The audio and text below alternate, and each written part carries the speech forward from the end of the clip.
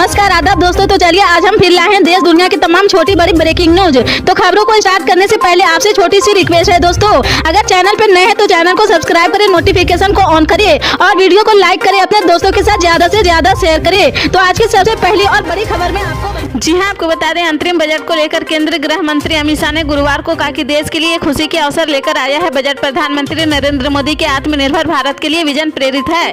अमित शाह ने social media x पर लिखा कि किसानों के लिए समर्पित मोदी सरकार का विकसित भारत बजट देश के किसानों भाइयों के लिए खुशहाली व समृद्धि के नए अवसर लेकर आया है। पीएम मोदी के आत्मनिर्भर भारत से प्रेरित इस बजट में एक तरफ तिलहनों में आत्मनिर्भरता को बढ़ावा दिया गया है तो दूसरी तरफ नैनो डीएपी के प्रयोग या डेयरी विकास पर भी ध्यान केंद्रित किया गया है। उन्होंने आगे कहा कि मोदी सरकार आज 11.8 करोड़ किसानों को वित्त सहायता व 4 करोड़ किसानों को फसल बीमा से सुरक्षा दे रही। बजट में मॉडर्न स्टोरेज और प्रभावकारी सप्लाई चेन स्थापित करने पर लिए गए हैं फैसलों से हमारे अन्नदाता आर्थिक तौर पर सशक्त एवं समृद्ध बनेंगे। इस बजट में लाखपति दीदी के लक्ष्य को बढ़ाकर 3 करोड़ करने के लिए मैं मोदी जी का आभार व्यक्त करता हूँ।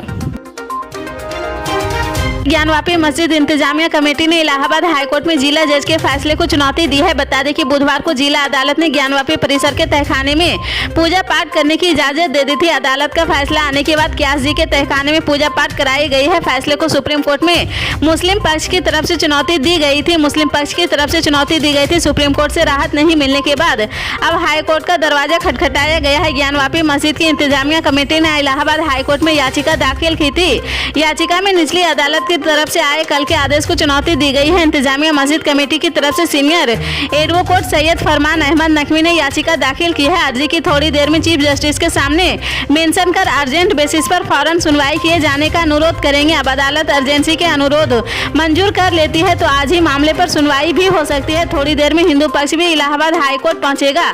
हिंदू पक्ष इलाहाबाद हाईकोर्ट में केविट दाखिल करेगा। उत्तर प्रदेश में ठंड का पारा भले ही गिरा है लेकिन सियासी पारा चढ़ा हुआ है। राजनीतिक पार्टियां अपनी रणनीतियों को सियासी धार देने में जुटे हैं। चुनाव के लिए एनडीए गठबंधन के सामने इंडिया अलायंस बना है। देश के अलग अलग राजनीतिक पार्टियां इंडिया अलायंस का हिस्सा बन रही। यूपी में कांग्रेस पार्टी, राष्ट्र लोकदल और समाजवादी पार्टी इस गठबंधन का हिस्सा है। कांग्रेस पार्टी भले ही देश में बड़ी पार्टी हो लेकिन उत्तर प्रदेश में समाजवादी पार्टी ने गठबंधन की शुरुआत में ही कह दिया था कि वह सीटें बांटेगी ना कि सीटें लेगी और इसी बात को चरित्र करते हुए लगभग 10 दिन पहले समाजवादी पार्टी ने राष्ट्र लोकदल को 7 सीटें तो वहीं लगभग एक हफ्ते पहले कांग्रेस पार्टी को 11 सीटें दे दी। हालांकि इन सीटों के ऐलान के बाद अभी राष्ट्र लोकदल के नेता तो शुक्रिया अदा किया है लेकिन कांग्रेस पार्टी खुल करके अभी कुछ भी बोलने को तैयार नहीं है। कांग्रेस पार्टी के नेता अभी भी सामंजस्य के साथ बात आगे बढ़ाने की रट लगाए हैं।